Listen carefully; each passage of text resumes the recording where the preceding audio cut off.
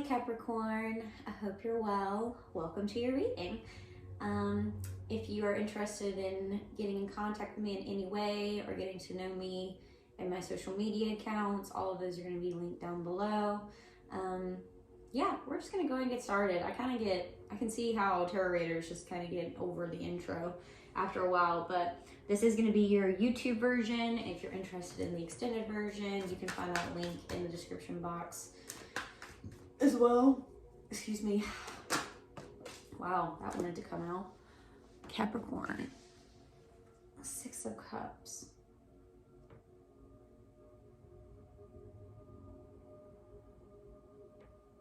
You know, the Six of Cups always get this sense of like coming out of time of depression and sadness and maybe just like a sense of blithness. You know, we did just come out of Pisces season, and it's interesting because this childlike sense of endearment and wonderment that comes after kind of experiencing a dark night of the soul. It kind of just, you know, experiencing those dark moments in your life, Capricorn, they just kind of bring you or draw you closer to yourself.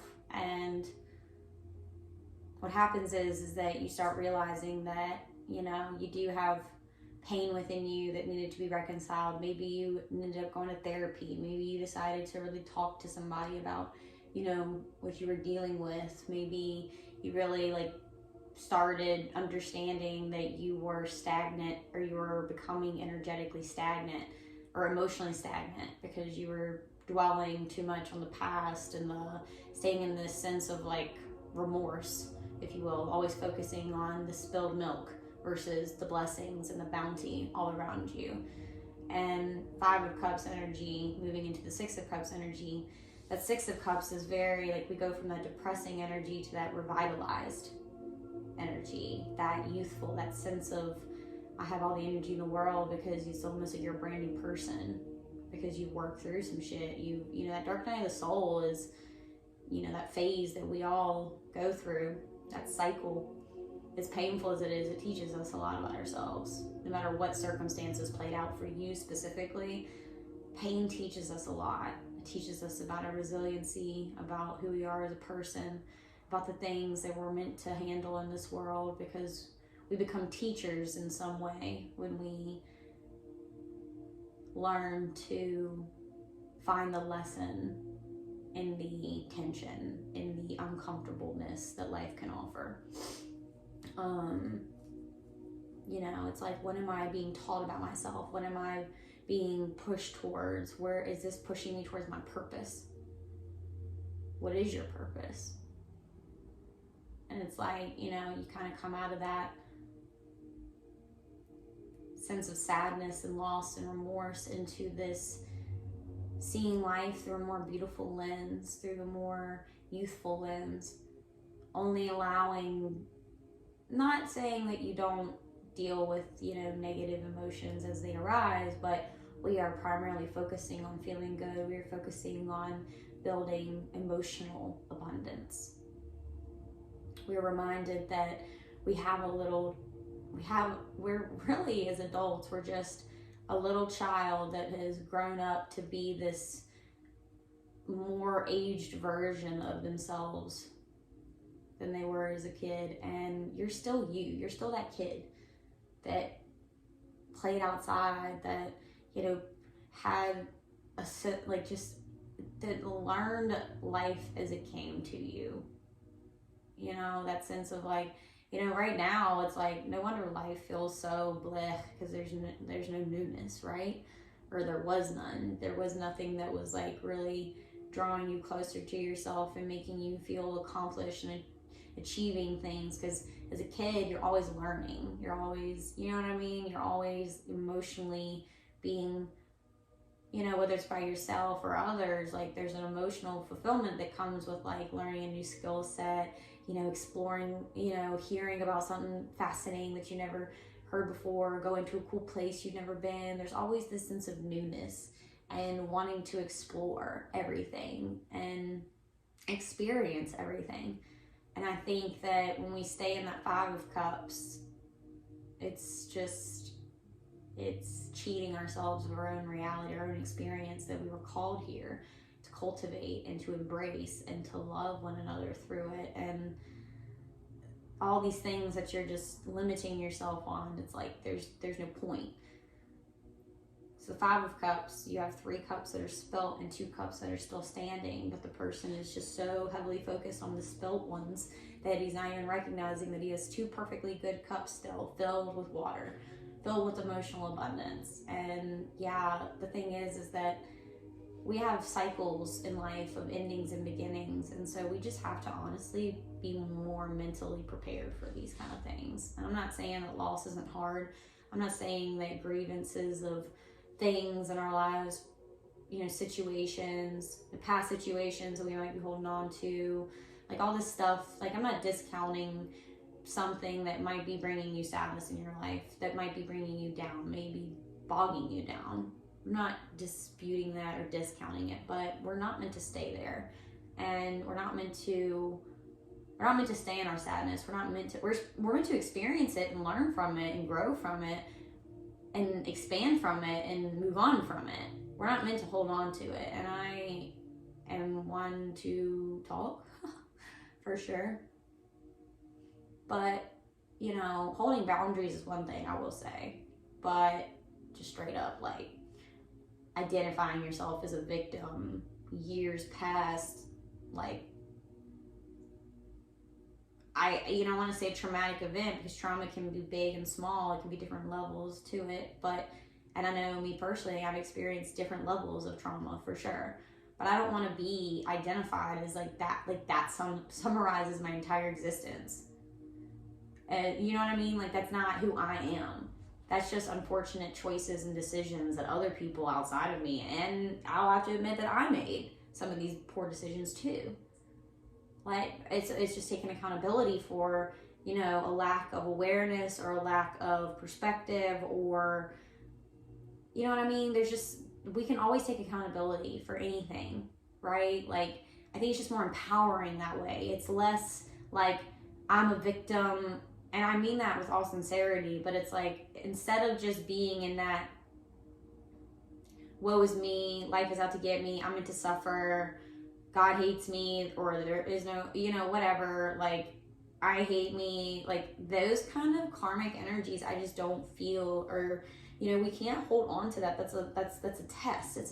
It's really truly a test of mental and emotional and energetic resilience, spiritual resilience, all the things. And because it's making you stronger as a person. And I know that we all experience things that are really hard, that are really hurtful, and can really kind of destroy us, or feel like they're destroying us, or they have.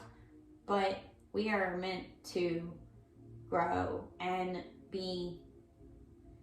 There's something about like a balancing of energies here, and I feel like that's happening. And like I said, I'm not speaking from a cookie cutter perspective. Like, I've had my own fair share of trauma, and so I'm not discounting anything at all. I'm just saying that sometimes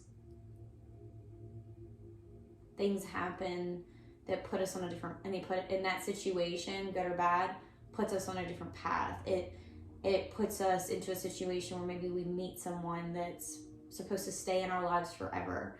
Maybe it's circumstantially, like, maybe the situation reveals to you that you needed therapy all along, and that situation brought you to your knees, and so it pushed you into therapy, and now you're on your way to healing, and you wish you would have done that for yourself many years ago, but that was unfortunately the circumstance that brought you to have to do therapy or whatever. You know what I mean? Like, there's so many different ways that you can look at pain and chaos and tower moments and trauma, destruction in your life. Like, if you believed in an energy that wanted the best for you at all times, and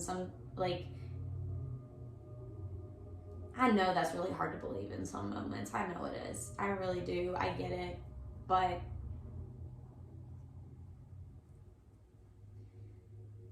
things are revealed in time, And I really think that's all I can say about that, because I know that there are things that happen to people that are absolutely like devastating. And I know it is so hard to look at someone and say like, oh my God, this happened for a reason, because it is not just that black and white. Like, there's an intricacy that when it comes to life and how it unfolds, that there's no way from like, it's more of like a sense of understanding versus like a totality of understanding, like needing to know every detail. It's almost just like having faith and trust in like what you don't necessarily understand, what you don't know how, like it's surrendering to the fact that you are limited from this physical perspective, and there is an all-knowingness, there's an all-knowing, all-seeing, all-doing energy at play here that we are all connected to, we are all rooted to. And if we just surrender to these moments of painful experience and we just simply ask ourselves, why, how could this make me be a better person? Why could this possibly have happened for the betterment of myself, my soul journey? How did this experience, good or bad, draw me closer to myself? How did it make me understand myself? How did it make me understand the world, good or bad? I'm telling you guys, like, it is really hard to understand and believe and have faith in what I'm saying when you're in the midst of all of it. In the midst of the chaos and the pain and the hurt and the suffering and what you feel like your life in a moment where it feels like everything is just falling apart all around you. I get that, people might be like, you're insensitive.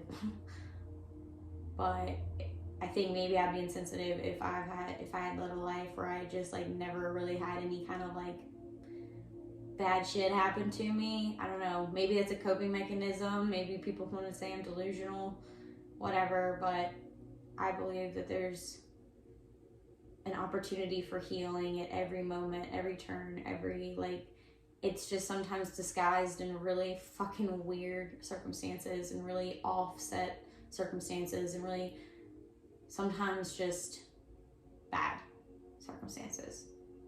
And I don't know the reason for everyone's life journey. I don't know the reasons for everything, but like, you're the one that digs deep about what it is that you're experiencing and what it is that you're feeling, and how are you becoming a better person through your pain.